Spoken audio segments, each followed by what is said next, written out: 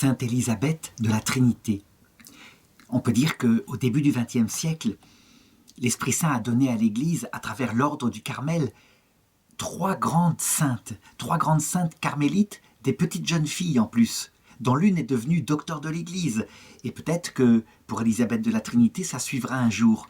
Mais trois grandes saintes qui ont raconté le parcours, le voyage immense, le voyage intérieur que fait l'Esprit Saint lorsqu'il emmène une personne dans les sommets de son amour. Il y a d'abord Sainte Thérèse de l'Enfant Jésus, qui, elle, brille par le don d'intelligence. Le don d'intelligence, cette intelligence du cœur, cette intelligence liée à la grâce, qui fait comprendre les intentions mêmes de Dieu. Et puis, il y a la petite Sainte Mariam Bawardi, une petite arabe palestinienne, carmélite elle aussi. Chez elle éclatent tous les, on pourrait dire, les phénomènes mystiques extraordinaires qui révèlent évidemment la délicatesse de son âme. Et comme ils éclatent en toutes sortes de lumières, en poésie qu'elle chantait, pris par l'extase et par son ange gardien, eh bien en même temps elle est très attaquée par le démon, si bien qu'on voit de l'extérieur ce chemin. Et puis il y a Sainte Élisabeth de la Trinité. Pour elle, on pourrait dire que le don du Saint-Esprit qui brille le plus, c'est ce qu'on appelle le don de sagesse. Ça veut dire ce don particulier qui fait contempler l'alpha, le début de tout, la cause de tout, à savoir la Trinité, mais aussi l'oméga, le terme, ce pourquoi nous sommes sur terre. Et toute sa vie, c'est le chemin qui va la conduire de l'alpha à l'oméga, dans la vie éternelle. Et donc, je voudrais raconter dans cette vidéo ce chemin intérieur. Oh, il ne va pas y avoir des aventures extraordinaires. Si elle est connue et si elle est canonisée, Sainte Élisabeth de la Trinité, c'est parce que, après sa mort, qui va arriver très vite, suite à une maladie terrible qui va l'emporter à 26 ans, eh bien, sa mère supérieure va avoir l'idée de publier, à l'intention de tous les carmels de France, et un petit peu plus large même, les écrits qu'elle lui avait demandé de mettre le temps de sa maladie. Et elle avait imité en ça ce qu'avait fait la prieure de Lisieux pour Sainte Thérèse de l'Enfant Jésus. Elle était au Carmel de Dijon. Et au début, je dirais, elle avait édité ça à quelques milliers d'exemplaires. Très vite, ça va être redemandé, 10 000, 20 000, 80 000, 100 000, etc. Et elle va être connue de cette façon-là. Les plus grands théologiens vont se pencher sur ses écrits et ils vont témoigner. Il y a chez elle la pure théologie mystique, ça veut dire la description de ce qu'on connaît, la façon dont Dieu conduit les âmes vers la vie éternelle, qui est vécue de manière concrète et racontée avec ces mots. Alors qui est-elle ? Eh bien, en fait, elle s'appelle Élisabeth Cathèse.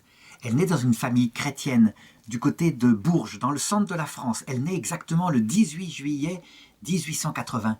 Et sa naissance elle-même est quelque part un petit miracle, parce que les médecins qui essayaient d'écouter et de suivre la grossesse de sa maman, Madame Cathèse, eh bien, n'entendent plus de battre sur son cœur. Et ils sont persuadés qu'elle est morte, et que donc il va falloir faire d'une manière ou d'une autre, peut-être une césarienne, pour délivrer la mère de ce petit corps mort en elle. Et en fait, la naissance va parfaitement bien se passer, et c'est une petite fille qu'elle va prénommer Marie-Élisabeth. Et elle écrit « J'ai eu une fille, Marie-Élisabeth, qui était condamnée avant sa naissance par les 2 médecins qui étaient auprès de moi, et avait déclaré à mon mari qu'il fallait faire le sacrifice du bébé dont le cœur ne battait plus. Mais Dieu veillait, et au dernier évangile de la messe, je l'avais demandé à l'aumônier, et qui se célébrait à la chapelle du camp. La petite Élisabeth faisait ensuite son entrée dans la vie, très belle, très vivante.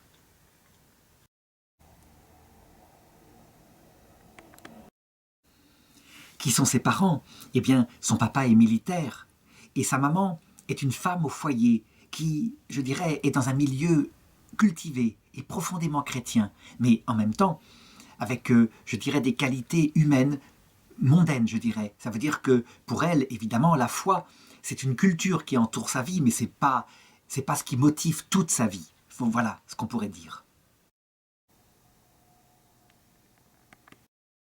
Pourtant, elle va s'efforcer de lui donner une éducation chrétienne, et il va se passer simplement la chose suivante, c'est que l'Esprit Saint, lui, va venir la rattraper là où elle est. En 1882, la famille Cathès s'installe à Dijon et là, il va naître une deuxième petite fille qu'ils vont appeler Marguerite, qui va être surnommée Guite et qui va être je dirais, son amie de cœur à Élisabeth. Véritablement, elle va d'ailleurs lui écrire sans cesse et on a beaucoup des connaissances sur Élisabeth de la Trinité par ses lettres à sa sœur Guite. Le problème, c'est que ce qui est incroyable, c'est que on aurait pensé que l'évocation allait être inverse, que ce serait Guite qui serait religieuse contemplative au Carmel, et que ce serait Élisabeth qui serait mariée. Eh bien, il s'est passé l'inverse. Pourtant, le caractère de Guite est très doux, très calme, très paisible, très régulier, tandis que le caractère de la petite Élisabeth, enfant, est vive. Je dirais, il ne se laisse pas faire. On peut dire qu'elle n'est pas pour rien fille d'officier. Elle a hérité de son père cette énergie.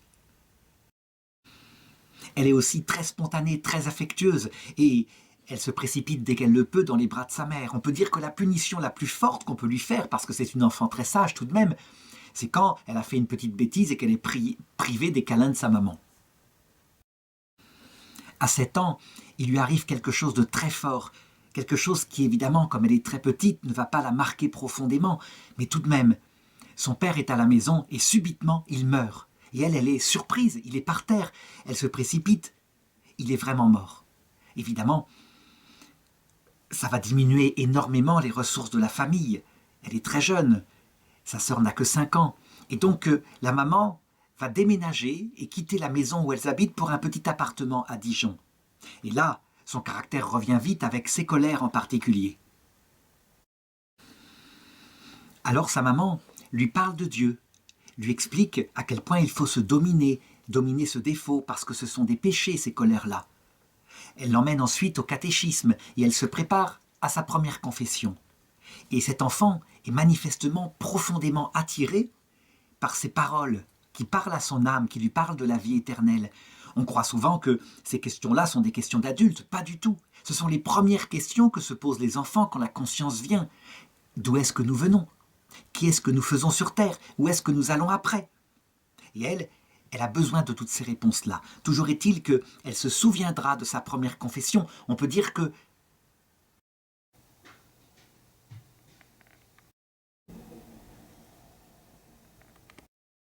elle en parlera plus tard comme de sa conversion.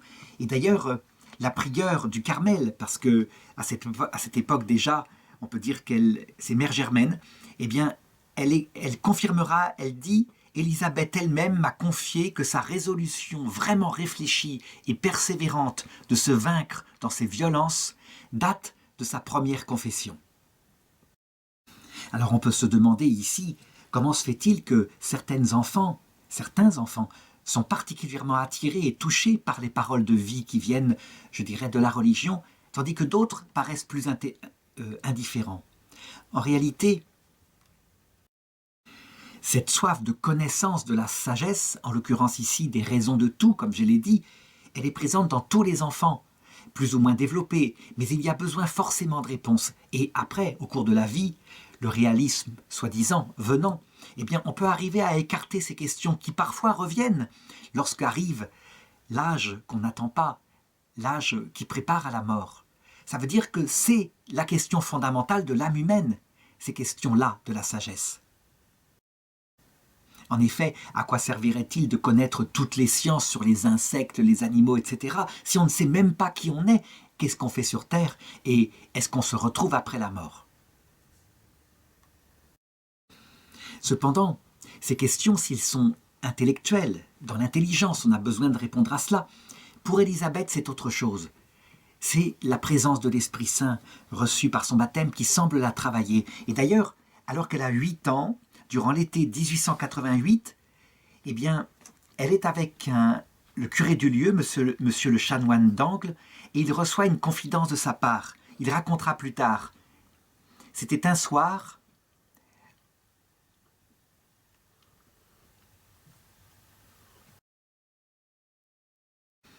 Élisabeth était parvenue à grimper sur mes genoux, et vite elle se pencha à mon oreille et me dit « Monsieur Angles, je serai religieuse, je veux être religieuse. » Il rapportera cette histoire 1 an après sa mort à Mère Germaine. Il se rappelle encore de la voix cristalline avec laquelle il lui avait dit cela. Et la maman qui était à côté, il se rappelle aussi comment elle s'était écriée. « Qu'est-ce qu'elle dit, la petite folle ?» Elle n'avait certes que 8 ans. Toujours est-il que la maman, anxieuse, parce que cette vocation ne lui plaisait pas trop, je l'ai dit, eh bien elle s'était tournée vers l'abbé et lui avait demandé s'il croyait sincèrement qu'elle avait une vocation, et il avait répondu spontanément « Oui, j'y crois ». À 11 ans, le 19 avril 1891, elle fait sa première communion. Et là, l'impression de la venue de Jésus dans son cœur la marque encore plus profondément, et elle décide à ce moment-là d'opérer une transformation intérieure par rapport à ses défauts. À partir de ce jour-là, plus jamais de colère. Elle fréquente aussi avec sa maman le Carmel de Dijon et elle rencontre la mère qui s'appelle Mère Marie de Jésus qui lui apprend que ce nom signifie Maison de Dieu. Et en effet, Élisabeth, c'est pas seulement le nom de la cousine de la Vierge Marie, mais ça signifie aussi en hébreu la maison où Dieu habite. Eh bien, elle réfléchit à cela. Dieu habite donc dans une maison qui est mon cœur. Et donc, elle va être très sensible à un moment donné à ce verset de la parole de Dieu où Jésus dit « Si quelqu'un m'aime, nous ferons chez lui notre demeure et nous habiterons chez lui. » 2 mois après sa première communion, elle reçoit le sacrement de confirmation. Et là, sa mère est tout à fait stupéfaite et même inquiète parce qu'elle manifeste une piété qui est extrêmement profonde. Ça veut dire que elle communie souvent et elle verse, quand elle a communié, d'abondantes larmes après. Pour sa mère, que la religion lui donne des valeurs et donc, je dirais, un maintien bourgeois, avec d'ailleurs d'autres choses, comme par exemple les belles toilettes, mais aussi, je dirais, le fait de participer, de connaître l'art, c'est une chose importante. Ça forme une jeune fille qui sera prête au mariage. Mais par contre, que ça se traduise dans une piété comme cela, une piété qui semble toucher profondément son cœur, elle est en garde contre cela. Et donc, elle va faire attention à développer de manière équilibrée son attention pour le monde, afin que, justement, elle ne se tourne pas excessivement vers la religion. Il faut que ce soit réaliste et modéré, pense-t-elle. Alors pour cela, la maman en a pris les moyens. Et d'abord, elle l'a inscrite à 8 ans au conservatoire de musique. Et alors qu'elle n'est pas très douée à l'école, en particulier son écriture et son orthographe ne sont pas tout à fait ce qu'il faut et ne seront jamais ce qu'il faut, elle s'épanouit dans la musique. Elle s'épanouit avec un secret qu'elle révélera plus tard. Toujours est-il qu'elle est tellement douée, elle y met tellement son âme qu'elle va avoir, à 13 ans, le premier prix du conservatoire et l'année suivante, le prix d'excellence. Alors quel est ce secret qui fait qu'elle ne joue pas comme une virtuose, pourtant elle manie très bien l'instrument, mais elle y met son âme? Eh bien, elle expliquera plus tard, à un moment donné, où une petite amie passe elle-même un concours. Elle dit « Je prierai pour Madeleine, afin que le bon Dieu l'envahisse jusque dans ses petits doigts. Alors je défie qui que ce soit de rivaliser avec elle. Qu'elle ne s'énerve pas. Je vais lui donner mon secret. Il faut qu'elle oublie tous ceux qui l'écoutent et se croie seule avec le Maître divin. Alors on joue pour lui seul, on y met toute son âme. Et l'on fait sortir de son instrument des sons pleins, à la fois puissants et doux. »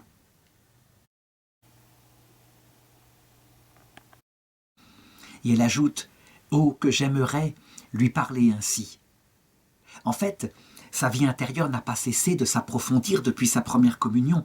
D'ailleurs, elle en témoignera plus tard. Sa vocation s'est approfondie.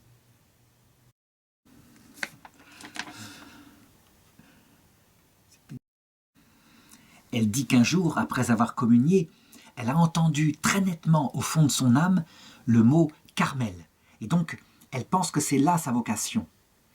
Ensuite, en 1894, alors qu'elle est âgée de 14 ans, elle affirme avoir reçu pendant l'Action de grâce un appel à se consacrer à Dieu. Et donc c'est tellement fort qu'elle décide de faire tout de suite un vœu de chasteté complet. Qu'est-ce que vaut un tel vœu que beaucoup, dans leur ferveur, ont pu faire au cours de leur jeunesse et de leur enfance, alors que la maturité n'était pas entièrement là? Évidemment, quand il arrive que un jeune homme ou une jeune fille fasse ce vœu porté par la passion, l'amour de Jésus, et qu'ensuite il ne l'applique pas parce qu'il se marie, eh bien, l'Église en général le rassure et le libère de ce vœu en disant « Tu l'as fait dans l'excès de ton amour et de ta passion, et la chasteté en ce qui la concerne, la chasteté de ton cœur, ça, tu devras la garder toute ta vie. » Pour Élisabeth, pas question de ce genre de distinction. Elle a fait son vœu de chasteté et elle va s'y tenir. Le problème, c'est qu'évidemment, elle s'en ouvre un peu à sa mère, et pour sa mère, pas question qu'elle entre au Carmel. Pourtant, elle a entendu parler de cette autre religieuse, Thérèse de l'Enfant Jésus, dont on parle beaucoup, parce que son journal a été publié, et qui a pu rentrer au Carmel à 15 ans.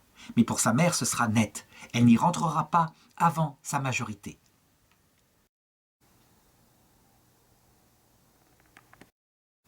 Alors, puisque c'est comme ça, eh bien, elle garde son vœu de virginité dans son cœur, et elle le confiera plus tard, bien plus tard, à Mère Germaine.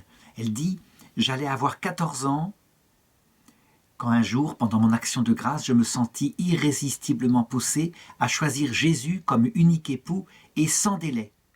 Je me liai à lui par le vœu de virginité, nous ne nous dîmes rien, nous nous donnâmes l'un à l'autre, en nous aimant si fort que la résolution d'être tout à lui devint chez moi plus définitive encore. » Comment vont se passer ces années d'attente, puisqu'elle n'aspire qu'au Carmel? Eh bien, elle passe souvent des moments à regarder, de l'autre côté de la rue, les murs du Carmel auxquels elle aspire. Mais elle ne passe pas que son temps à cela. On pourrait parler à ce moment-là d'un rêve trop romantique. Non, elle est aussi tout à fait dévouée. Elle se dévoue à la paroisse, elle fait le catéchisme, et elle le fait très bien. Mais elle le fait aussi en inventant des histoires après, quand elle emmène les enfants se promener. Et elle y met toute son imagination. Elle les passionne par des histoires absolument merveilleuses. Elle les invite aussi à prier la Vierge Marie. Et elle leur lit certains des poèmes qu'elle a écrits à propos de la Vierge qu'on ne peut pas flétrir.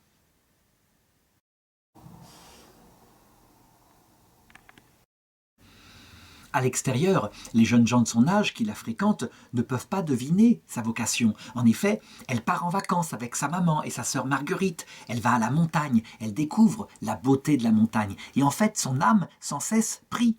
Et puis, quand il y a des fêtes qui sont organisées, parce que sa mère n'a pas perdu l'idée de la retourner vers le mariage, eh bien, elle danse. Elle porte même des tenues très jolies.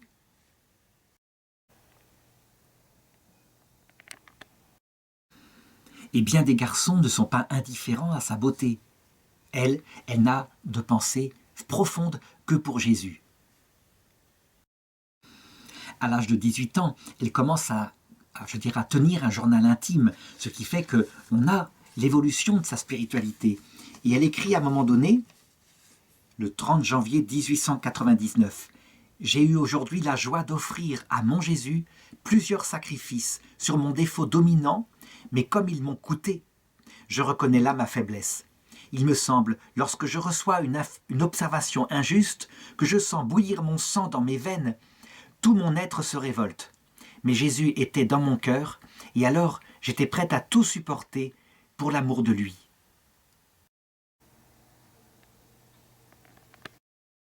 Sa maman, quant à elle, va faire une dernière tentative.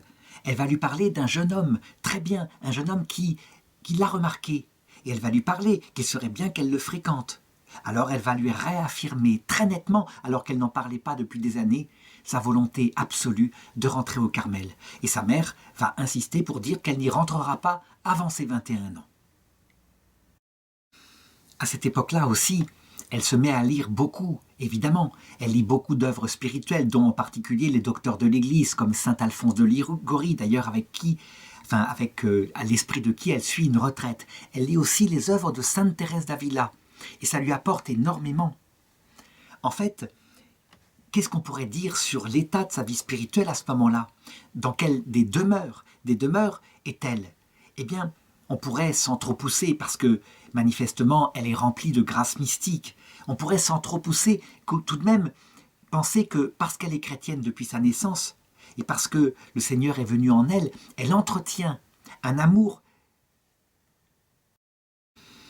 avec lui qui est très vite dans les 4e demeures. Ça veut dire qu'elle n'est pas simplement dans la volonté de lui rester fidèle, elle ressent sa présence, elle a déjà des grâces sensibles. Ces grâces sensibles, certes, ont existé dès son enfance, et non pas cette intensité qu'elles auront ensuite lorsqu'elle rentrera au Carmel. Et elle les entretient fidèlement, elle les entretient par la connaissance de son bien-aimé, en lisant des livres de piété. Et c'est ainsi qu'elle ne connaît pas tellement, à cette période-là, des moments de sécheresse. Elle en connaît tout de même. Et les moments de sécheresse, Sainte Thérèse d'Avila les décrit en particulier dans ce qu'elle appelle la deuxième demeure, quand il faut volontairement, par fidélité, rester fidèle à celui dont on a découvert l'amour souvent dès sa jeunesse. C'est très important qu'elle nourrisse son intelligence, parce que la connaissance de Dieu provoque une augmentation de l'amour de Dieu. On ne peut pas fonctionner que dans l'affectivité. Je dirais, il y a un échange réciproque entre l'amour et l'intelligence. L'amour fait augmenter la connaissance de Dieu, mais la connaissance de Dieu, à travers la théologie, fait augmenter l'amour. Et elle a la chance de rencontrer, à cette époque-là, le prieur des Dominicains de Dijon, le père Cathèse, qui va lui parler de la Trinité. C'est un mystère théologique que saint Thomas d'Aquin a beaucoup travaillé et qui va profondément la marquer. Voilà, là, elle trouve, je dirais, le sujet de sa contemplation. Alors évidemment, ce n'est pas le père Cathèse, c'est le père Vallée, je me suis trompé de nom. Mais qu'est-ce qu'il lui apprend sur la Trinité? Eh bien, on peut dire qu'il lui apprend certainement des choses que dit saint Thomas d'Aquin sur les relations entre les trois personnes, mais qu'elle les reçoit dans un cœur intuitif, c'est-à-dire dans une contemplation qui est davantage mystique que la précision théologique. La précision théologique, elle l'a, mais elle ne s'arrête pas là. Elle est comme un support qui lui permet d'être très précise, mais elle s'envole tout de suite dans un regard intime sur la présence de la Trinité dans son âme. Alors, d'abord, quelques repères de cette théologie de la Trinité. En fait, Dieu tout-puissant, éternel, son éternité est la contemplation parfaite, plénière de lui-même. Cette contemplation paraît égoïste, mais pour lui qui est l'infini, la toute-puissance, ce n'est que générosité absolue. Et donc, sa contemplation que le Père, on pourrait l'appeler comme ça, ou plutôt, dans les noms théologiques, celui qui n'est jamais né parce qu'il est éternel, on pourrait l'appeler aussi en hébreu Yahvé, je suis. Eh bien, cette contemplation, c'est son propre verbe, c'est sa connaissance de lui-même. Et comme il se connaît parfaitement, son verbe est absolument, totalement, parfaitement identique à lui-même. Si bien que, entre l'être éternel et son propre verbe de lui-même, il y a une procession comme un jaillissement de lumière. Et ce jaillissement de lumière, évidemment, a une propriété très étonnante. C'est que, puisque son verbe est parfait, Dieu se connaît totalement dans les moindres détails infinis de lui-même, si on peut parler comme ça par analogie humaine, eh bien on doit dire que cette lumière qui émane de lui, cette connaissance, ce verbe, est exactement identique à lui-même. Et comme lui-même, Père, est une personne infinie, eh bien son verbe est une personne infinie. Ce qui fait comprendre par une autre analogie qu'on pourrait parler et les appeler le Père d'un côté, parce qu'il est le premier, et son Fils, qui est en fait son verbe, mais c'est comme son Fils puisque c'est identique à lui-même la personne du Père qui se contemple. Alors évidemment, il n'y a là bien qu'un seul Dieu, parce que ce n'est rien d'autre que Dieu et sa propre connaissance de lui-même. Ces deux personnes dans la Trinité, face à face, éternellement, eh bien s'aiment réciproquement, d'un amour infini, d'un amour réciproque. Le Père aime son Fils, ou il aime son Verbe, on pourrait parler comme ça. Et quant au Verbe, identique au Père, il aime le Père. Et cet amour infini qui jaillit des deux, eh bien, on peut l'appeler l'amour, on peut l'appeler aussi le Saint-Esprit. Il ne dépend que des deux, il n'est que l'amour des deux. Et voilà pourquoi on dit qu'il procède du Père et du Fils, parce qu'il est charité. Il n'y a rien d'autre que ça. C'est la relation totale qui unit le Père au Fils. Tout cela forme évidemment un seul Dieu, et dans la contemplation plénière qu'on en a, eh bien, on peut dire que ce Dieu est jaillissement de puissance, le Père, de lumière, le Verbe, et d'amour, le Saint-Esprit.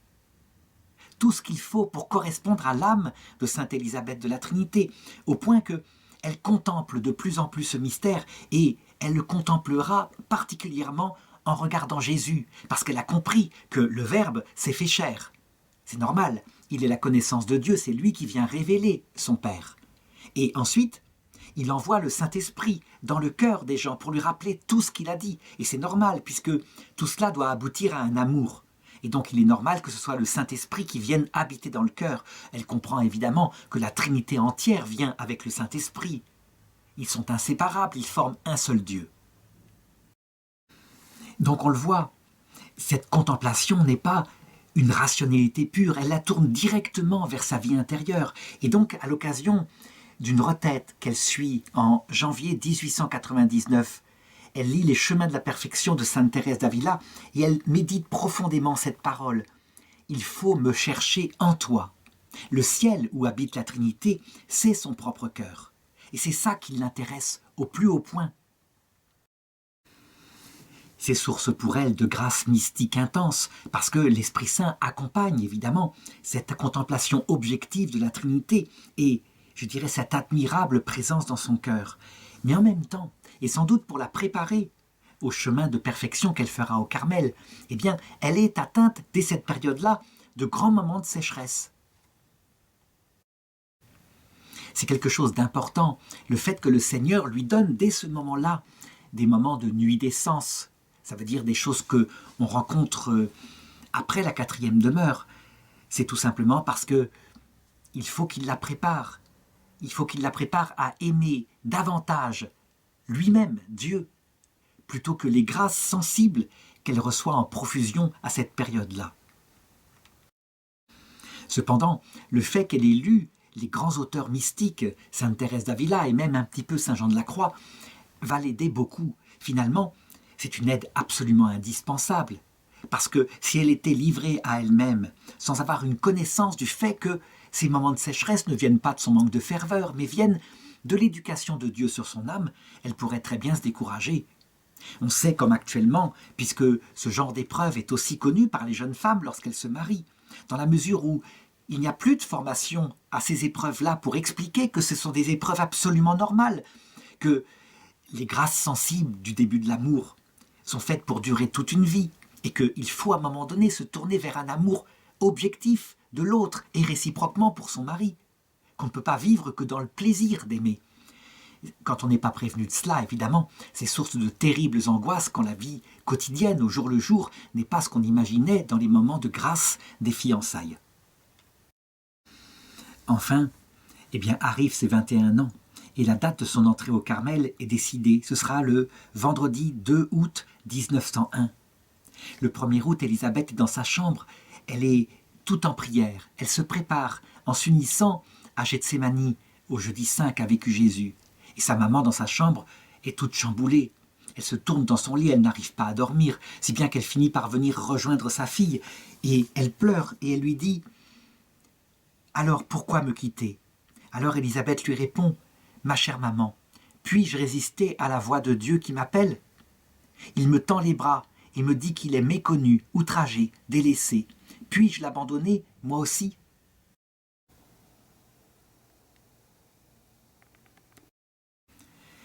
Il faut que je parte, malgré mon chagrin de vous laisser, de vous plonger dans la douleur. Il faut que je réponde à son appel. » Et elle entre au Carmel.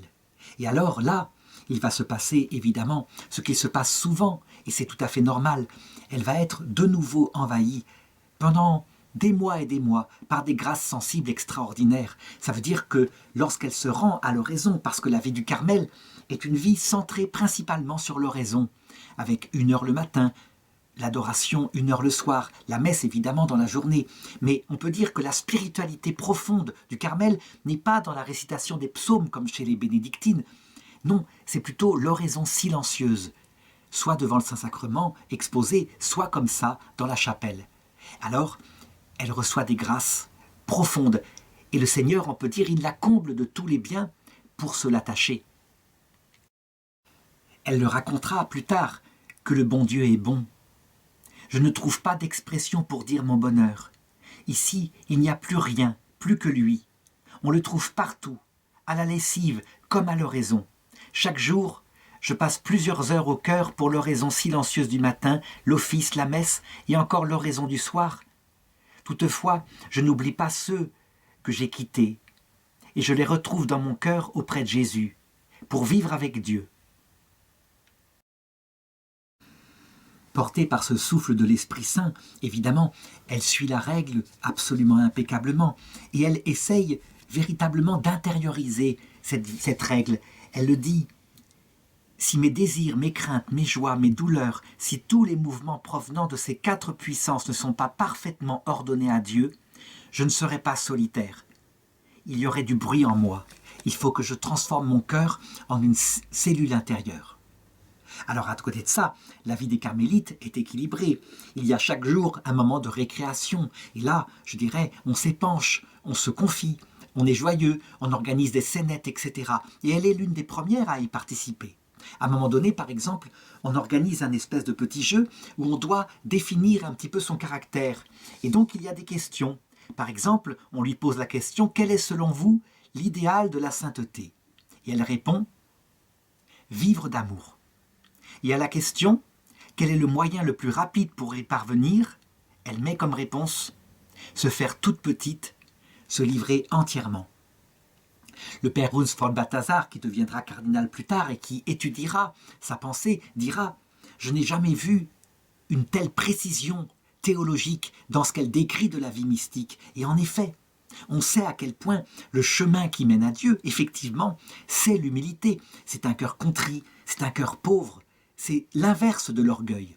C'est comme une bonne terre, l'humilité, un humus, et dans cette terre va pousser la graine qui est la graine de la charité, qui est l'arbre de vie qui produit l'amour de Dieu et l'amour du prochain avec toutes les vertus qui vont avec. Alors on demande aussi, c'est la troisième question, quel est le trait dominant de votre caractère ? Elle répond, la sensibilité. Et ensuite, quel est le défaut qui vous inspire le plus d'aversion ? Elle répond, l'égoïsme en général. Mère Germaine se rend bien compte de son extrême sensibilité, parfois de son romantisme, et elle essaye de l'en corriger. Elle veut en faire, un petit peu à l'image de ce que disait la grande Thérèse de l'Enfant Jésus, elle veut en faire une femme forte, une femme qui ne se laisse pas aller trop à ses grâces sensibles parce qu'elle est tout à fait consciente qu'un jour elles disparaîtront. En réalité, Élisabeth est déjà préparée à cela, elle a eu des moments de sécheresse. Il n'empêche que elle fait attention. Et donc, à un moment donné, elle la voit en train de rêvasser. La nuit, elle regarde les étoiles dans un ciel très beau. Et elle lui dit, on ne vient pas au Carmel pour rêver aux étoiles. Allez au Seigneur par la foi. Et la foi est souvent dans la nuit. D'autant plus qu'à cette période-là, des événements politiques se produisent en France, des événements assez inquiétants. En effet, on sait que le gouvernement anticlérical du père Combes, est là, et que les ordres religieux, en particulier les ordres qui s'occupent des écoles catholiques, sont extrêmement combattus. Il essaye de faire disparaître ce qu'il estime être, au nom de sa franc-maçonnerie, ce qu'il estime être une manipulation des enfants.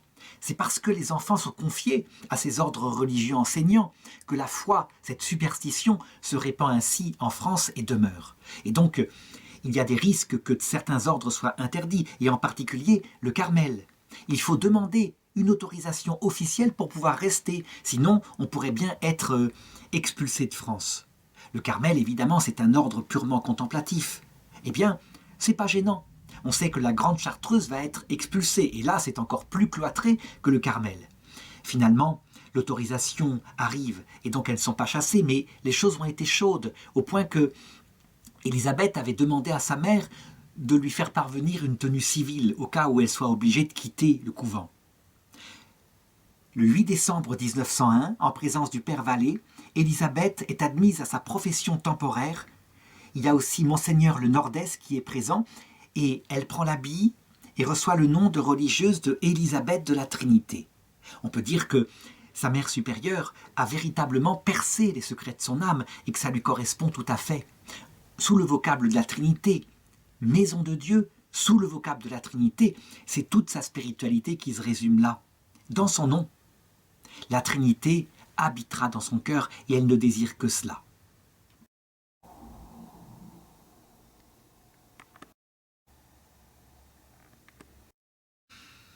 Peu de temps après cette profession, eh bien, le Seigneur va lui envoyer ce qu'on appelle la nuit des sens. Une vraie nuit des sens cette fois. Ça veut dire que les consolations disparaissent.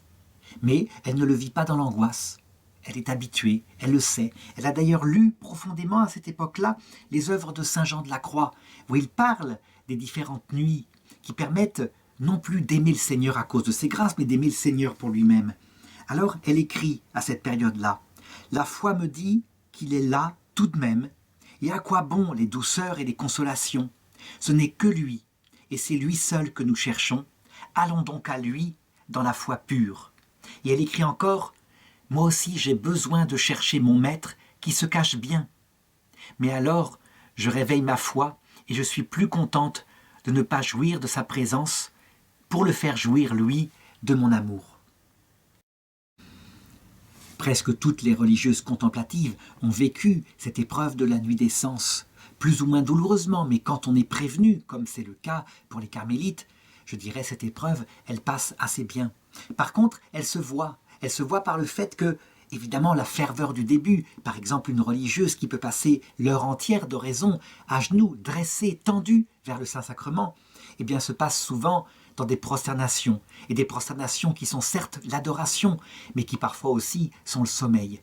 Et peu importe, lorsque est frappé le temps de la fin de l'oraison, et que la sœur, eh bien, elle n'a pas beaucoup prié parce qu'elle était prise par les distractions ou par le sommeil, ou alors elle a remplacé cette oraison par le chapelet, afin que son imagination ne parte pas dans tous les sens, elle a tout de même été fidèle, elle a aimé son Seigneur, et le Seigneur bénit même ceux qui dorment devant lui, fidèlement. Alors que faire pour passer cette nuit des sens? Est-ce qu'on peut se contenter tout comme cela d'une affectivité qui est comme en berne? Non, là il faut, pour passer cette épreuve, il faut nourrir de nouveau son intelligence. Et donc, elle se nourrit de la parole de Dieu. Les lectures nourrissent son intelligence et lui permettent de se tourner vers Dieu. On sait aussi à quel point le chapelet est d'une grande utilité, parce que non seulement il y a l'affection par des « Je vous salue Marie » répétés, mais il y a l'imagination qui est prise par le fait de se représenter les mystères de la vie de Jésus et de Marie. Et puis il y a l'intelligence qui médite au sens de ces mystères, si bien que le chapelet peut être une aide véritablement pour maintenir l'oraison fervente. Toujours est-il que, alors qu'elle est prévenue, elle sait ce que c'est que la nuit des sens, malgré tout, cette nuit des sens va être tout de même douloureuse. Et c'est normal. Comment pourrait-il en être autrement? Elle est une jeune femme, et donc elle a besoin de l'amour de son époux céleste. Si bien qu'à un moment donné, elle commence à éprouver des doutes sur sa vocation, et même des scrupules. Pourquoi? Justement parce qu'elle passe de longs moments dans l'imaginaire, à vagabonder dans son esprit, la folle du logis démarre, ou à dormir. Et ce n'est pas là ce qu'elle voulait. Elle voulait quelque chose de fervent. En réalité, les sœurs plus expérimentées savent que c'est une épreuve tout à fait normale. Et donc, il faut la rassurer. Et pour la rassurer pleinement, eh bien, au moment de sa profession perpétuelle, on fait même venir un prêtre qui va la rassurer concernant ses scrupules et qui va lui expliquer que c'est quelque chose de tout à fait normal. D'ailleurs, elle l'écrira « En la nuit qui précéda le grand jour de ma profession perpétuelle, tandis que j'étais au cœur dans l'attente de l'époux, j'ai compris que mon ciel commençait sur cette terre, le ciel dans la foi, avec la souffrance et l'immolation pour celui que j'aime. » Ce que ce prêtre lui a précisé, c'est qu'elle ne devait absolument pas se reprocher ses manques de ferveur, que c'était un moment obligatoire, et qu'il ne fallait pas croire que c'était par un manque d'amour qui lui arrivait ainsi d'être prise par des distractions, que c'était au contraire la manière dont le Seigneur lui envoyait des faiblesses afin de développer en elle l'humilité et un amour sacrificiel. Ça veut dire une fidélité, non pas à cause du plaisir, mais à cause de lui seul.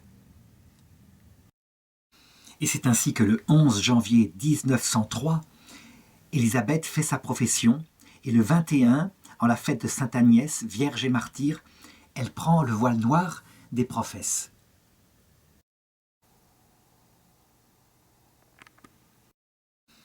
C'est un peu plus tard, le 21 novembre 1904, que, le jour de la présentation de Marie, d'une seule traite, comme ça, d'un seul jet, elle écrira la prière qui résume toute sa spiritualité, et dont je voudrais lire quelques passages. qui s'appelle « Ô mon Dieu, Trinité que j'adore ». Alors je ne voudrais lire que le premier paragraphe parce que ça permet de comprendre toute la prière, mais je filme en même temps afin que chacun puisse faire un arrêt sur image et la lire. Ô mon Dieu, Trinité que j'adore, aidez-moi à m'oublier entièrement pour m'établir en vous, immobile et paisible, comme si déjà mon âme était dans l'éternité. Que rien ne puisse troubler ma paix, ni me faire sortir de vous, ô mon immuable, mais que chaque minute m'emporte plus loin dans la profondeur de votre mystère. Pacifiez mon âme, faites-en votre ciel, votre demeure aimée et le lieu de votre repos. Que je ne vous y laisse jamais seul, mais que je sois là tout entière, tout éveillée, en ma foi, tout adorante, toute livrée à votre action créatrice. Ô mon Christ aimé, crucifié par amour. Alors, cette prière est d'une richesse incomparable, mais je voudrais simplement faire remarquer quelques petites choses. D'abord, je me rappelle l'avoir fait lire une fois en classe à une jeune fille en lui disant « Imagine que tu remplaces le nom de Dieu, de la Trinité, par le nom de ton copain, de ton petit ami. » Et elle disait « Mais c'est beaucoup trop fort. Je ne peux pas l'aimer comme ça, m'oublier entièrement pour m'établir totalement dans le regard sur lui. Ça serait, à un moment donné, l'ennui complet. » Et donc, on remarque à quel point, si c'est vrai que, comme le dit l'Épître aux Éphésiens, le mariage est une analogie qui permet de comprendre la relation à Dieu. La relation à Dieu est un absolu total. Et on peut dire qu'une âme comme celle de Sainte Thérèse de l'Enfant Jésus, mais aussi d'Élisabeth de la Trinité, ne pouvait pas se marier, n'aurait jamais pu. Leur sens de l'absolu était trop fort. Ensuite, il faut remarquer que son regard sur la Trinité, tout en étant très précis, très théologique, en même temps est vécu dans une relation intime d'amour. C'est pas séparable. Je veux dire par là que la Trinité habite en elle, et c'est ce qui compte. Elle vit d'elle. Il faut ensuite remarquer que très vite, elle en retourne au Christ. Ô mon Christ, crucifié par amour. Et ça, Sainte Thérèse l'avait expliqué. C'est vrai que le Christ est venu révéler le Père, et le Fils et le Saint-Esprit, donc la vie trinitaire, mais que, étant donné notre situation sur Terre, pour rester longtemps à contempler la Trinité, il faut regarder le Christ et son humanité. Pourquoi? Parce que ça parle à notre imagination et notre connaissance sur Terre, elle passe par les sens. Alors les sens nous emmènent à la contemplation spirituelle.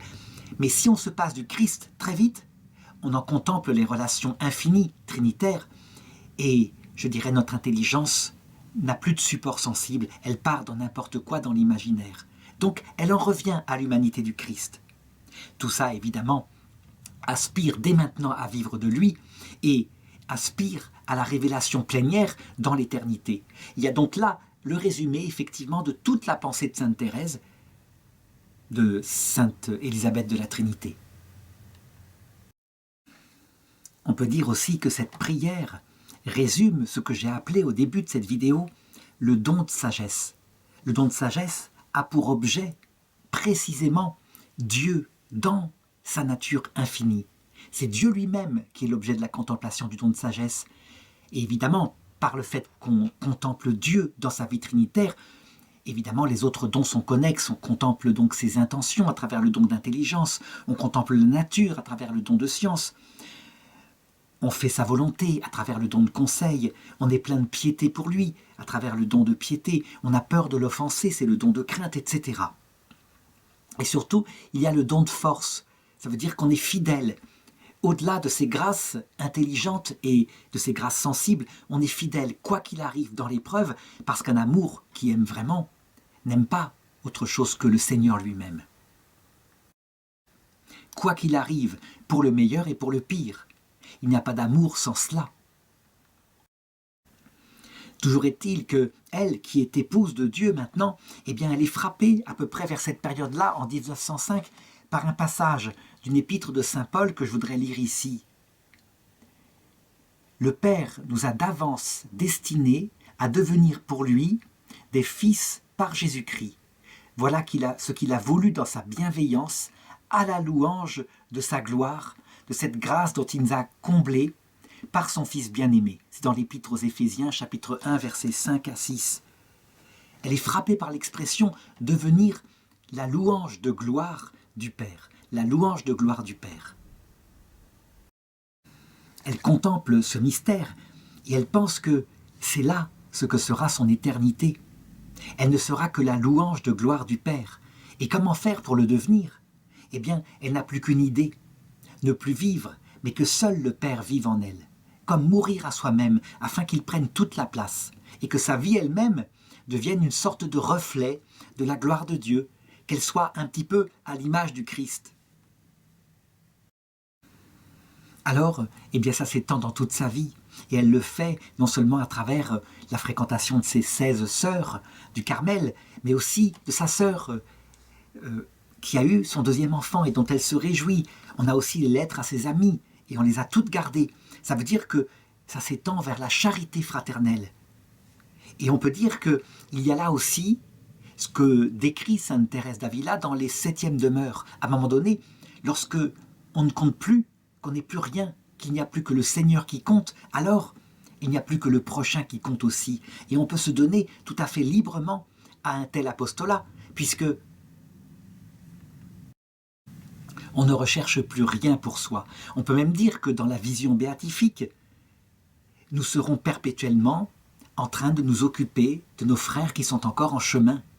Ça veut dire que le Seigneur lui-même fera de nous la couronne de sa gloire, puisque il nous remettra ses pouvoirs afin que nous les exercions sur les pauvres qui marchent dans le chemin de la purification vers la vision béatifique. Les protestants ont toujours dit que cette idée que nous pourrions faire quelque chose avec Dieu, collaborer comme une épouse, était un honneur enlevé à Dieu. Les catholiques et les orthodoxes pensent au contraire que c'est la louange de gloire de Dieu, que c'est ce qui manifeste le plus, avec évidemment ce que Jésus a vécu à la croix, l'humilité infinie de Dieu qui remet tout à ceux qui se sont abaissés devant lui. Le plus grand dans le royaume des cieux est vraiment le plus petit, et on a là la manifestation de la plus grande gloire de Dieu. Lui, le Tout-Puissant, est aussi le plus humble. Un an après qu'elle ait découvert cela, eh bien, voilà qu'elle commence à se sentir très fatiguée, et qu'elle commence à éprouver des choses qui ne vont pas. La mère supérieure, Mère Germaine, fait appel au médecin. Et le médecin diagnostique une maladie qui est connue à l'époque, qui s'appelle la maladie d'Addison. C'est une maladie terrible qu'on peut diagnostiquer, mais hélas, on ne sait pas du tout d'où elle vient et on n'a surtout aucun remède. Le problème, c'est qu'elle atteint les glandes surrénales. Globalement, on peut dire qu'elle éprouve une sorte d'épuisement total qui va se faire de plus en plus fort, et avec un épuisement aussi une baisse de morale, et elle maigrit énormément. C'est une maladie mortelle. Les médecins la diagnostiquent très vite. Elle est connue depuis à peu près un siècle, mais ils ne savent rien faire. Le 19 mars 1906, elle entre à l'infirmerie et elle écrit « Je m'affaiblis de jour en jour. Je sens que le maître ne va pas tarder beaucoup à venir me chercher. Je goûte, j'expérimente des joies inconnues, les joies de la douleur. Avant de mourir, je rêve d'être transformé en Jésus crucifié, et cela me donne tant de force dans la souffrance. » Alors il est vrai que par le fait qu'elle vit, qu'elle n'espère qu'une chose, c'est rencontrer son Seigneur, c'est source en elle profondément d'une grande joie. Il faut bien considérer que Jésus l'avait dit « Chargez-vous de mon joug, car mon joug est léger. » Et il est léger par le fait qu'il a un sens. Évidemment, quand on considère, quand on compare aux souffrances que peuvent vivre les mêmes personnes, rares, c'est une maladie assez rare, mais qui n'ont pas la chance d'avoir reçu la foi. La souffrance est accompagnée d'angoisses, les angoisses de la mort, les angoisses peut-être même du néant pour les athées, et la croix est beaucoup plus lourde. Il n'empêche que, sans doute vers cette période-là, comme avec la petite Thérèse de l'Enfant Jésus, le Seigneur va lui envoyer l'épreuve suprême, qui permet de préparer son âme à la vie éternelle. En effet, son seul trésor, c'est le Seigneur. Et donc, qu'est-ce qui pourrait façonner en elle un cœur tout humble, un cœur mort à elle-même, de telle façon que, morte complètement à tout désir la concernant, elle puisse entrer dans la vision béatifique. Une seule chose, c'est que le Seigneur lui soit retiré, que la compréhension même, cette joie, cette finalité lui soit enlevée. Et c'est ce qu'on appelle la nuit de l'esprit. Et donc très probablement vers cette période-là, alors qu'elle est malade, eh bien ça va être accompagné de la nuit de l'esprit. On sait actuellement que lorsque la proximité de la mort arrive, les gens, parce qu'ils n'ont plus la foi, ne pensent qu'à une chose pour enlever cette angoisse, c'est de pratiquer l'euthanasie. On peut dire que la petite Élisabeth de la Trinité manifeste l'inverse, à quel point il est utile de vivre chaque moment de la vie jusqu'au bout, parce que quelquefois, les dernières années, les derniers mois de sa vie nous apprennent plus sur notre propre misère que tout le reste de notre vie. Il n'empêche que la maladie s'étend et qu'on ne peut pas faire grand-chose, si bien que la Mère supérieure a la même idée que ce qu'elle a vu faire au Carmel de Lisieux. Elle lui demande d'écrire un petit peu ses pensées, et ça lui permettra de s'occuper, et même d'écrire une retraite concernant cette louange de gloire dont elle a fait sa nouvelle spiritualité. Et elle le fait, et elle l'écrit. Elle y marque aussi tout son amour pour la Vierge Marie, qui jamais, jamais ne l'a quittée, qui fait profondément partie de sa spiritualité, bien évidemment. Le dimanche des Rameaux, sœur Élisabeth tombe en syncope, et on lui donne l'extrême onction. Mais elle se réveille, et elle va un peu mieux quelques jours après. Alors que l'éternité se rapproche, elle écrit « À la lumière de l'éternité, l'âme voit les choses du vrai point de vue. Oh, comme tout ce qui n'a pas été fait pour Dieu et avec Dieu est vide. Je vous en prie, marquez tout au sceau de l'amour. Il n'y a que cela qui demeure dans l'éternité. » Au cours de l'automne, la maladie s'aggrave et sœur Élisabeth meurt le 9 novembre 1906, après 9 jours d'agonie. Elle a donc 26 ans. Ces dernières paroles, qu'on peut comprendre que ses sœurs ont entendues, étaient « Je vais vers la lumière, à l'amour, à la vie ».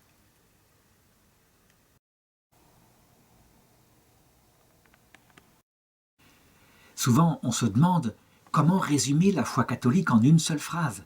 Eh bien, quelques jours avant sa mort, on peut dire que sainte Élisabeth de la Trinité l'a écrit cette phrase.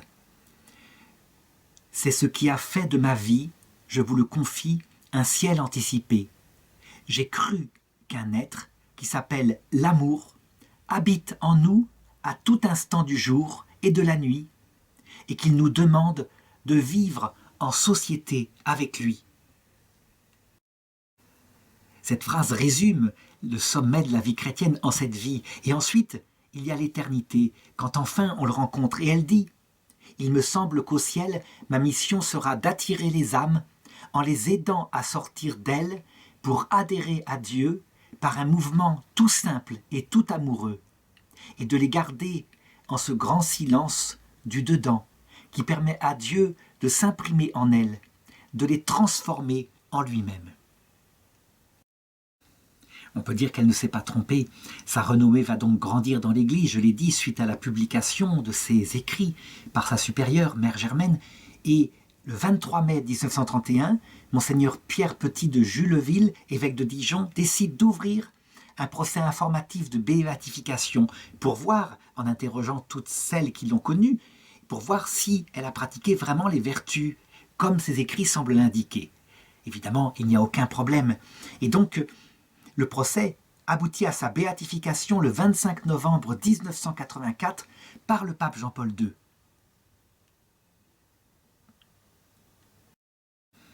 On peut dire que manifestement Dieu veut la mettre sur les autels afin que on médite de tout ce qu'elle a laissé pour la terre. Et donc un miracle à son intercession se produit de nouveau et finalement elle est canonisée le 25 août 2012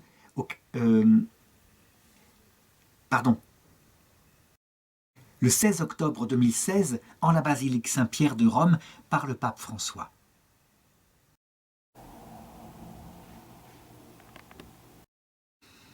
Elle est certainement celle qui, du ciel avec ses compagnes, ne cesse, pour ceux qui veulent bien lire ses écrits et méditer sur les mystères qu'elle a mis en avant durant sa vie, elle est celle qui fait découvrir le plus profondément à l'Église le don mystique de sagesse qui est un don du Saint-Esprit. Et qui est certainement le don à l'origine des 6 autres dons du Saint-Esprit, parce que tout vient du Seigneur, et tout aboutira ensuite au Seigneur dans la vie éternelle.